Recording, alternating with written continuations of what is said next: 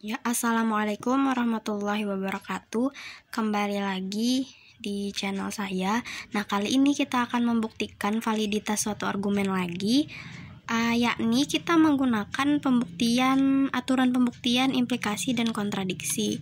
Untuk yang pertama, kita menggunakan aturan pembuktian implikasi.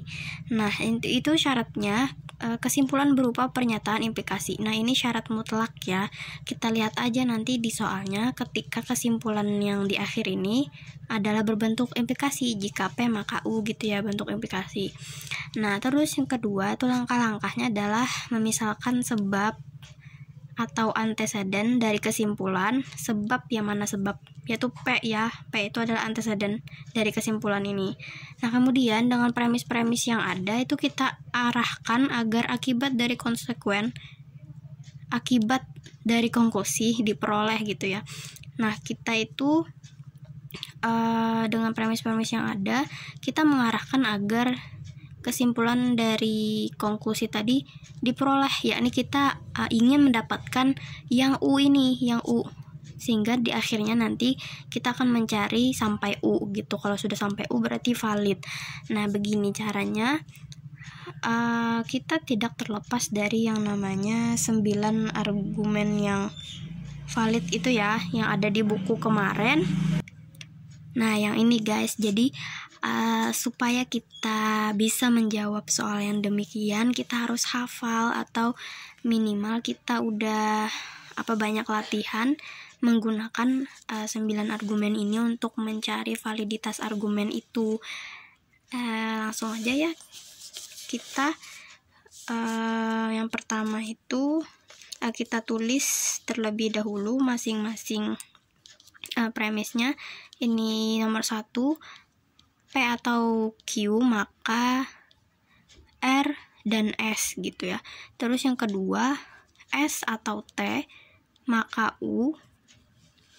Nah, ini kan kita sesuaikan aja dengan hasil akhir dari premis itu atau konklusinya adalah, maka kita tulis ya di sampingnya P maka U.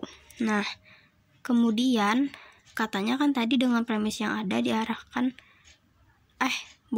memisahkan sebab atau anteseden dari kesimpulan. Nah, kita misalkan di sini kita letakkan yang P aja, yang U-nya kita tulis di sampingnya, yaitu di sini permisalan.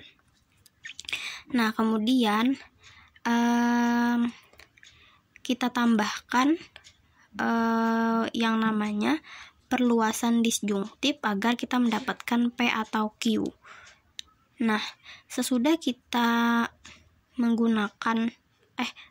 mendapatkan P atau Q, maka dengan modus ponen yaitu 1 dan 4, kita bisa mendapatkan R dan S ini. R dan S. Jadi 1 ini dengan 4, maka kita bisa mendapatkan R dan S itu sesuai dengan modus ponen. Mana modus ponen? Jika P maka Q, ada pernyataan P maka kesimpulannya adalah Q. Nah, kalau yang di sini P atau Q maka R dan S, di sini ada pernyataan P atau Q maka kesimpulannya R dan S. Nah, nomor 5 kita mendapatkan R dan S dengan modus ponen. Nah, kemudian kita mendapatkan S dengan cara penyederhanaan konjungsi di argumen nomor 5. Penyederhanaan konjungsi itu bisa disebut dengan simplikasi. Nah, simplikasi itu bila P dan Q, apabila ada pernyataan apabila ada P dan Q, maka kita boleh milih salah satunya, bisa kesimpulannya P atau bisa kesimpulannya yang Q. Nah, di sini R dan S kita bisa menyederhanakannya menjadi R atau S, tapi kita milih S ya.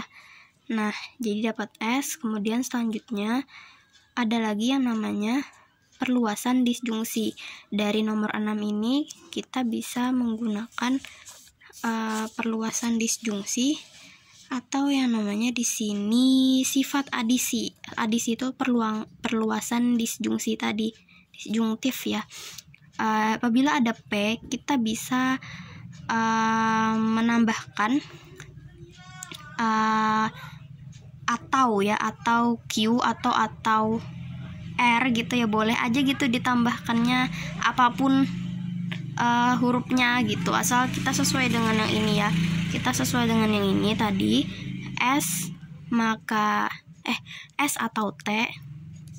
Nah, kita udah dapat S atau T dengan perluasan disjungsi atau sifat adisi untuk nomor 6 tadi.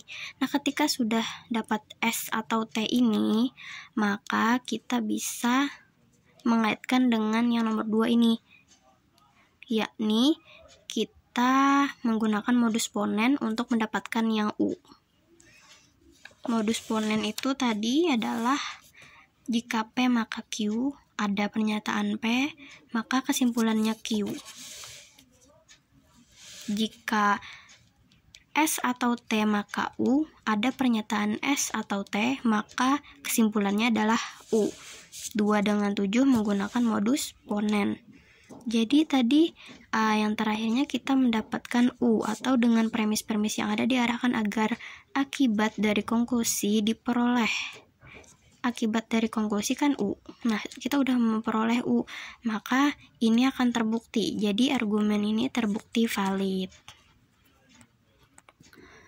Oke guys, itu aja pembahasan dari saya tentang aturan pembuktian dengan yang pertama, pembuktian implikasi. Nah, untuk selanjutnya aturan pembuktian dengan kontradiksi nanti akan saya sampaikan di video berikutnya. Oke, jangan lupa like, comment, share, dan subscribe ya. Wassalamualaikum warahmatullahi wabarakatuh.